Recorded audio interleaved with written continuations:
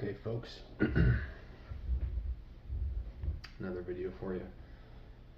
So I had a bit of a revelation was given to me today by God, I think, and so I'm going to try to share that. I have a couple of verses pulled up, but I'm just going to kind of shoot from the hip. I haven't really prepared anything, but I'm going to try and communicate this idea that I'm sort of thinking about right now. That's been put on my mind. It's the idea of the death of the body allows for the life of the spirit. Where the body fails, the spirit fills, if that makes sense. I did not plan to make that an alliteration, but I did, which means it's probably true. No. But basically where the body fails, where the body dies, the spirit fills up. And that's our life as Christians, as followers of God. And I've been thinking about this because I have a physical injury. My back, I hurt my back deadlifting. And it's always bothering me. Every time I move around, I feel it. And it has caused me to really think. Makes me think about a lot of things. But it's interesting. So, what happened in the Bible? Where in the Bible did something like this come up? Well, I think about Paul. He talks about his thorn in the flesh, right? He says specifically a thorn in the flesh. He doesn't describe what it is. We don't know exactly what that is, but he talks about it being his flesh. So it's something, I would think, that affects his physical body in some way, whether it's some type of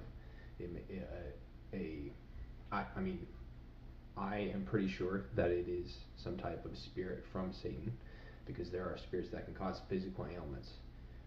So it may be something that is designed to cause a physical ailment above all other things. It may be something that is that comes first with some type of temptation, and then maybe some type of physical effect comes along with it. Some type of addictive spirit that wants him to do some type of sin that makes him feel physical symptoms, like a lot of people do when they're dealing with addictions. All types of things. But he talks about it. He says, I was given a thorn in the flesh so I would not become arrogant due to the extraordinary character of the revelations that I was given by God. He's saying. So he was given a thorn in the flesh, he would not become arrogant. He says, a messenger of Satan to trouble me. So yeah, it originates from a spiritual place. I asked the Lord 3 times about this, that it would depart from me, but he said to me, my grace is enough for you, my power is made perfect in weakness. So then I will boast most gladly about my weakness, so that the power of Christ may reside in me. Therefore I am content with weaknesses, with insults, with troubles, with persecutions and difficulties for the sake of Christ. For whenever I am weak, then I am strong. And that is a really powerful passage, I think, especially for men out there. You gentlemen who, our thing is to be strong, but when you are weak, that is when you're strong. If you remember that, that will kill so much of those ego-driven temptations that will rise up in you every day. And I know, because I deal with them, right? You perceive some disrespect from somebody, and especially me, I was in the military, and I like to lift, and I like to do man stuff, and I fight, and I do all this stuff, and I perceive some type of disrespect, and that just rises up in me, wants to come and be like, who is this guy? This guy thinks this guy thinks that.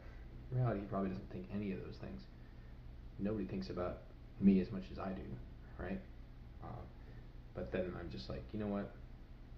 I don't have to prove anything. I don't have to be strong to anybody, because actually, when I'm weak, then I am strong. Just kills that ego stuff. And it's awesome. And that's the basis of why we hate the degradation of our flesh, is because it challenges the ego. But what we see here is that when that ego gets destroyed, that is when the true life comes in. That is when God, as the spiritual life, as Christ, as the vine that we abide in, he's able to fill us up with life. Because true life comes when he takes his rightful place, center stage of our attention, rather than us, rather than our own stuff, which our ego wants to do. Think about in Genesis, when Jacob wrestled with God, right, in his vision. And he was given a physical impairment by God. If you don't know the story, he was wrestling with God, and they wrestled all night and all day. I don't remember how long it was for. It was for a long time. And then God reached down, and he touched. He could have won at any time, by the way. But the wrestling with God was something that God allowed. It was part of the process. But then he reached down, he touched him on the thigh, and Jacob sustained an injury on his thigh. And then, and that injury stayed with him even when he woke up from the vision, when he was out of the vision. So now he has this physical impairment that was given by God, and it was actually a form of, it was like a gift to a person who's in an earthly body on the earth that is currently filled with sin, and our sinful, non-heavenly body, so that his spirit could fill in the gap. And for his spirit to fill in the gap, it had to get filled up by God. Therefore, his attention would be on God, and he would go where he needed to go while he was still on this earth. And he was renamed to Israel, which means those who wrestle with God. So how does that relate to us? It relates to us because we are the new Israel, right? There's a country of Israel that's still around. There's Israelites. I don't know, do they call them that? That live in Israel. There are those who are of the bloodline of the original Israel, more so than some people. I'm not one of those people, by the way. This is a very Irish sort of thing I have going on here. But that doesn't matter, because the true Israel now is those who follow and obey Christ. Right? 1 Peter 2:9, you are a chosen people, a royal priesthood, a holy nation, God's special possession, that you may declare the praises of him who called you out of darkness into his wonderful light. Him being Jesus Christ. First for the Jew, then for the Gentile, right? Go into all the world and preach the good news to all nations. And there's a lot more references that we could go into that basically say that it is no longer a literal geographical nation. It's those who follow after Christ and are filled with his spirit. They are his sons, and we are the new Israel. So when you wrestle with God, and your flesh is degraded, and your ego wants to flare up, and you wrestle,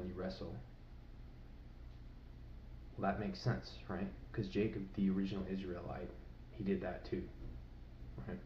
And then with the degradation of his flesh came the infilling of his spirit by God. And that was the true blessing. Who else?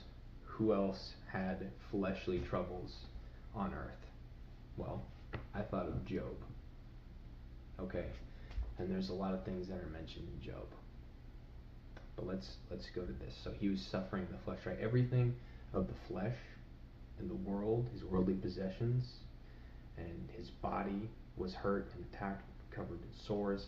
His kids were taken from him. All of his possessions were taken from him. His wife said, curse God and die. And she was not with him. And he starts to say, God, why have you done this to me? And basically God speaks back. He says this. And he corrects him, right? Because he's wrestling with God at this time. His ego wants to come up and say, I did not deserve this. I was not a wicked man. I don't deserve this, right? That's ego. And God says, who is this that obscures my plans by words without knowledge? Or I like the KJV version, which says, who is this that darkens counsel by words without knowledge? In other words, you're saying a lot of words, but you're not bringing anything forth. And God says, brace yourself like a man. Again, I think the KJV version says this. He says, gird up your loins now like a man, which is another way of saying, tuck up all of the things that are flowing out from you, tuck them up, okay? Because we're about to do some real stuff. Brace yourself like a man. I will question you, and you will answer me. Where were you when I laid the earth's foundation? Tell if you understand. Who marked off its dimensions? Surely you know. Who stretched a measuring line across it? On what were its footing set? Who laid its cornerstone while the morning stars sang together and the angels shouted for joy? And this is a really powerful chapter, Job 38. It's awesome.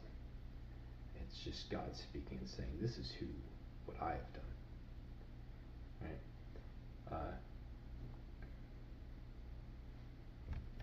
Yeah, and it's a long one, and I'm not going to read the whole one. But he says, can you bind the chains of the Pleiades? Which I don't know if I'm saying that right, but it's a constellation. And I was thinking of it because it's actually visible out tonight, and it's been visible the last few nights. Very clear where I live. Can you loosen Orion's belt? Another constellation. Can you bring forth the constellations in their seasons, or lead out the bear with its cubs? Another constellation. He's referring to Canis Major and Canis Minor, the bear constellations. Do you know the laws of the heavens? Can you set up God's dominion over the earth? Something interesting about this that I won't get too far into is that there were a lot of gods, little g gods, in old mythologies that are associated with constellations that people used to worship in place of the true God, right? And so he's not only saying, I control the universe, but he's also, for this audience, he's also saying, those other gods, no, I tell the stars where to go. You pay homage to them, people pay, because people did pay homage to them. And he says, no, I'm the one. So that's another cool thing about that. And then eventually Job answers and he says, you God, you are the one. And he's corrected, he's put back into his place. And it's so funny because we know from Job that he was not a wicked man from the standards of men. And even God said, looked at him as a good son, a good man, good. But in the end, there is no one good but God. So, yeah, that's a cool one. If you've never read Job 38, read Job 38. Just read all of Job. Just read Job. He talks about the Leviathan and the Behemoth, which are these creatures, but they're also these spirits which have huge dominion over the earth. And God basically says, who can tame these things? No, I control these things. I can tame the Leviathan, the great sea beast. I control him.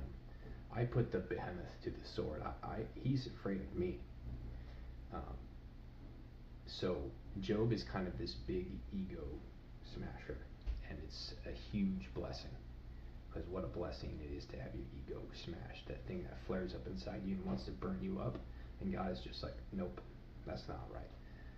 I'm God. It's like a pressure off of you. It's like an exhale. Oh, I got it now, right? I hear you. So that's awesome.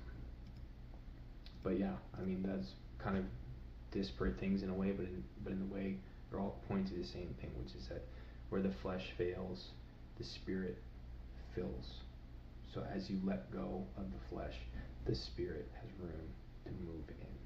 And eventually our heavenly bodies, as the new sons of God, the new Israel, eventually in our heavenly bodies, these things will be taken away from us. But if you have a thorn in the flesh, if you have some type of spirit that whispers to you sometimes, and you're just like, what is this, God? I thought I was your child. Why are you letting this happen?